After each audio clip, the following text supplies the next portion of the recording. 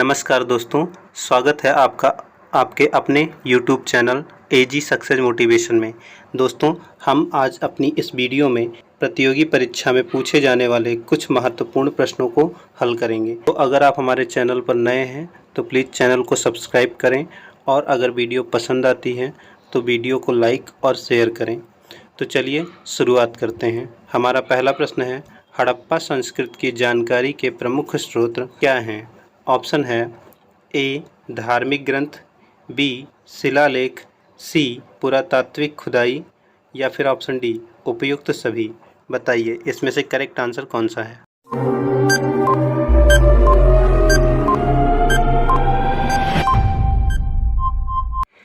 आइए देखते हैं। इसमें जो हमारा करेक्ट आंसर है यह है ऑप्शन सी पुरातात्विक खुदाई। हड़प्पा संस्कृति की जानकारी हमें पुरातात्विक खुदाई के माध्यम से मिलती है। ठीक है, चलिए हम अपने अगले प्रश्न की तरफ बढ़ते हैं। हमारा अगला प्रश्न है, भारत में चांदी की उपलब्धता के प्राचीनतम साक्ष्य कहाँ से मिले हैं? ऑप्शन है ए आहत सिक्कों में, बी हड़प्पा सभ्यता में, सी वैदिक सभ्यता में या फिर ऑप्शन डी मौर्यकालीन सभ्यता में। बताइए इसमें से करेक्ट आंसर कौन सा है?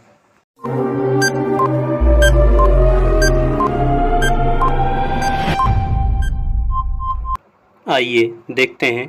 इसमें जो हमारा करेक्ट आंसर है यह है ऑप्शन बी हड़प्पा सभ्यता में।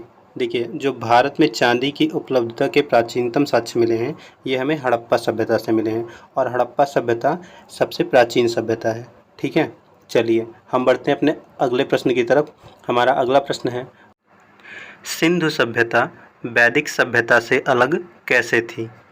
मतलब इसमें आपको ये बताना है दिए गए ऑप्शनों के आधार पे कि जो सिंधु सभ्यता थी और वैदिक सभ्यता थी उसमें मेन डिफरेंस क्या था। आपके ऑप्शन है ए यह एक नगरीय सभ्यता थी, बी इसकी अपनी लिपि थी, सी खेतिहर अर्थव्यवस्था थी या फिर ऑप्शन डी इसमें से सभी इसकी विशेषताएं थी। बताइए इसमें से करेक्ट आंसर कौन सा है?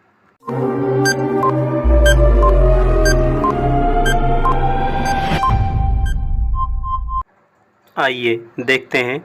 इसमें जो हमारा करेक्ट आंसर है यह है ऑप्शन ए यह एक नगरीय सभ्यता थी। देखिए, जो सिंधु सभ्यता थी वो नगरीय सभ्यता थी, जबकि जो वैदिक सभ्यता थी वो एक ग्रामीण सभ्यता थी। यही जो था मेन डिफरेंस था दोनों सभ्यताओं के बीच में। ठीक है, चलिए हम बढ़ते हैं अपने अगले प्रश्न की तरफ। हमारा अगला प्रश्न है, सिंधु घाटी की सभ्यता किस युग से संबद्ध थी? मतलब इसका संबंध दिए गए ऑप्शनों में किससे संबंधित था? ऑप्शन है ए प्रागैतिहासिक युग, बी आद्य ऐतिहासिक युग, सी ऐतिहासिक युग या फिर डी उत्तर ऐतिहासिक युग। बताइए इसमें से करेक्ट आंसर कौन सा है?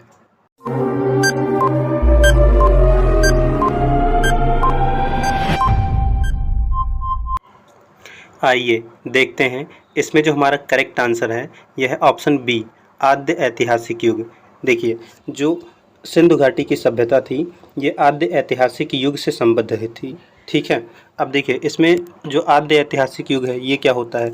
तो आद्य ऐतिहासिक युग जो है इसमें मतलब ऐसा होता था कि इस समय में कोई भी लिखित साक्ष्य उपलब्ध नहीं थे जिससे हमें ये जानकारी मिल सके कि सिंधु घाटी की सभ्यता की क्या विशेषताएं थीं या कोई इसकी कोई स्पेशलिटी के बारे में कोई लिखित साक्ष्य नहीं मिलते हमको। इसका जो भी जानकारी मिलता है हमें ये पुरातात्विक खुदाई से और जो भी उस खुदाई के दौरान मिले हुए औजार हैं या और भी कोई टूल्स जितने भी होते हैं उसके थ्रू हम इसके बारे में जानकारी का अनुमान लगाते हैं। ठीक है, चलिए हम बढ़ते हैं अपने अगले प्रश्न की तरफ। हमारा अगला प्रश्न है, जुते हुए खेत के साक्ष्य कहाँ से प्राप्त हुए हैं? ऑप्शन है ए हड़प्पा से, बी मोहनजोदड़ो से, सी कालीबंगा से या फिर ऑप्शन डी लोथल से। बताइए इसमें से कौन सा स्थल था जिसमें से हमें जुते हुए खेत के साक्ष्य मिलते हैं?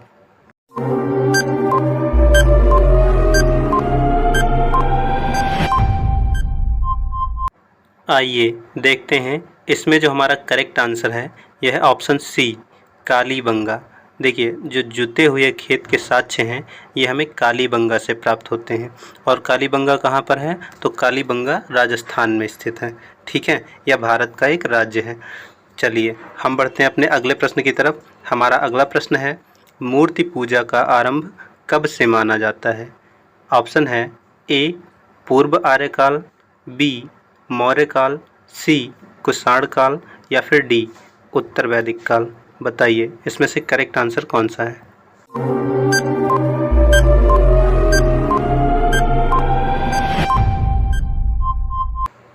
आइए देखते हैं इसमें जो हमारा करेक्ट आंसर है यह है ऑप्शन ए पूर्व आर्यकाल। जो मूर्ति पूजा का आरंभ है ये पूर्व आर्यकाल से हमें प्राप्त होता है। जैसे इसके कुछ उदाहरण अगर हम देखें तो हमें हड़प्पा सभ्यता से मातृ देवी की मृण मूर्तियाँ मिली हैं, ठीक है, जिससे कि मतलब हमें मूर्ति पूजा का पता चलता है, ठीक है। पाशुपति शिव की मिली हैं। ऐसी सब मूर्तियाँ जो है हमें ये मतलब बताती हैं कि जो है बहुत पहले से ही मूर्ति पूजा का आरंभ हो चुका था, ठीक है। और पूर्व आर्यकाल के अंतर्गत हड़प्पा सभ्यता आता है, ठीक है। चलिए हम बढ़ते हैं अपने अगले प्रश्न की तरफ। हमारा अगला प्रश्न है सिंधु सभ्यता का विशाल स्नानागार कहाँ से प्राप्त हुआ है? ऑप्शन है ए हड़प्पा, बी रोपड़, सी राखीगढ़ी या फिर ऑप्शन डी मोहनजोदड़ो। बताइए इसमें से करेक्ट आंसर कौन सा है?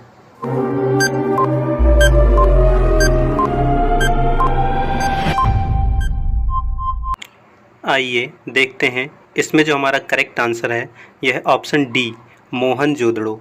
देखिए जो सिंधु सभ्यता का विशाल स्नानागार था वो सिंधु घाटी सभ्यता की एक प्रमुख विशेषता थी और इसकी जो प्राप्ति हुई हमें ये मोहनजोदड़ो नामक स्थल से प्राप्त हुआ है, ठीक है। और ये स्थल इस समय पाकिस्तान प्रांत में है, ठीक है। चलिए हम बढ़ते हैं अपने अगले प्रश्न की तरफ। हमारा अगला प्रश्न है निम्न में से किस स्थल से हल का टेराकोटा प्राप्त हुआ है? ऑप्शन है ए धोलावीरा, बी बनावली, सी लोथल, डी कालीबंगा। बताइए इसमें से करेक्ट आंसर कौन सा है?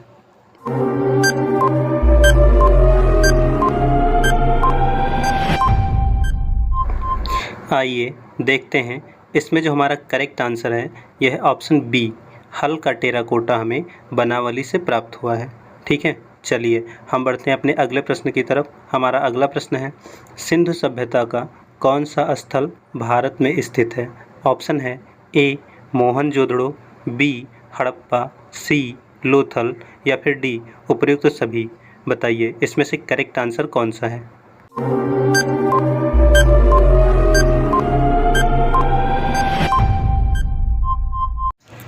आइए देखते हैं इसमें जो हमारा करेक्ट आंसर है यह है ऑप्शन सी सिंधु सभ्यता का जो ये लोथल नामक स्थल है ये भारत के गुजरात राज्य में स्थित है, ठीक है। चलिए हम बढ़ते हैं अपने अगले प्रश्न की तरफ। हमारा अगला प्रश्न है सिंधु सभ्यता का कौन सा स्थल पाकिस्तान में स्थित है? ऑप्शन है ए हड़प्पा, बी कालीबंगा, सी लोथल या फिर डी आलमगीरपुर। बताइए इसमें से कौन सा करेक्ट आंसर है?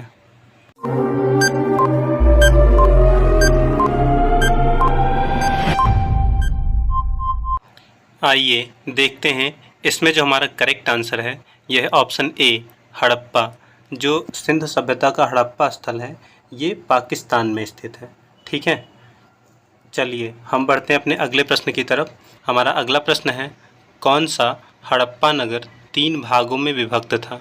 ऑप्शन है ए लोथल, बी धौलावीरा, सी कालीबंगा या फिर ऑप्शन डी सूरकोटडा।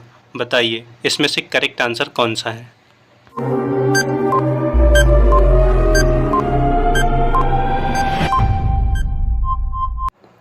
आइए देखते हैं इसमें जो हमारा करेक्ट आंसर है यह है ऑप्शन बी धौलावीरा।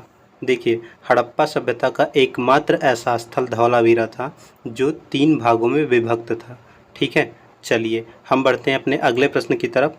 हमारा अगला प्रश्न है वस्त्रों के लिए कपास की खेती का प्रारंभ सबसे पहले कहाँ से हुआ?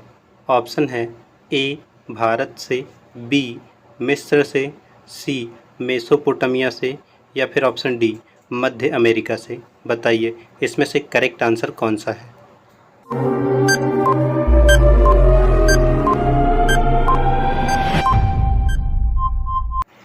आइए देखते हैं इसमें जो हमारा करेक्ट आंसर है यह है ऑप्शन ए भारत। वस्त्रों के लिए कपास की खेती का प्रारंभ सबसे पहले भारत से हुआ था। ठीक है, चलिए हम बढ़ते हैं अपने अगले प्रश्न की तरफ। हमारा अगला प्रश्न है, निम्न में से किस पशु के अवशेष हड़प्पा सभ्यता से प्राप्त नहीं हुए हैं? ऑप्शन है ए शेर, बी हाथी, सी गाय या फिर डी घोड़ा। बताइए इसमें से करेक्ट आंसर कौन सा है?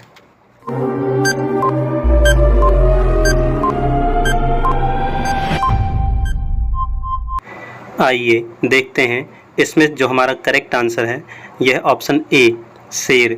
देखिए जो शेर था इसके अवशेष हमें हड़प्पा सभ्यता से नहीं प्राप्त हुए हैं, बाकी सबके जो है प्राप्त हुए हैं। ठीक है, चलिए हम बढ़ते हैं अपने अगले प्रश्न की तरफ।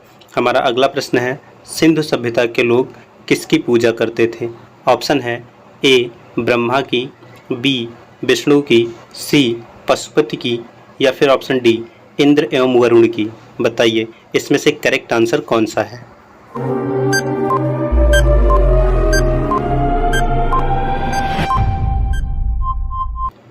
आइए देखते हैं, इसमें जो हमारा करेक्ट आंसर है यह ऑप्शन सी पशुपति की। ठीक है, इसमें जो सिंधु सभ्यता के लोग थे ये मुख्यतया पशुपतिनाथ इन्हें शिव भी कहा जाता था, तो पशुपति शिव की पूजा करते थे। ठीक है, तो दोस्तों आज की वीडियो में इतना ही।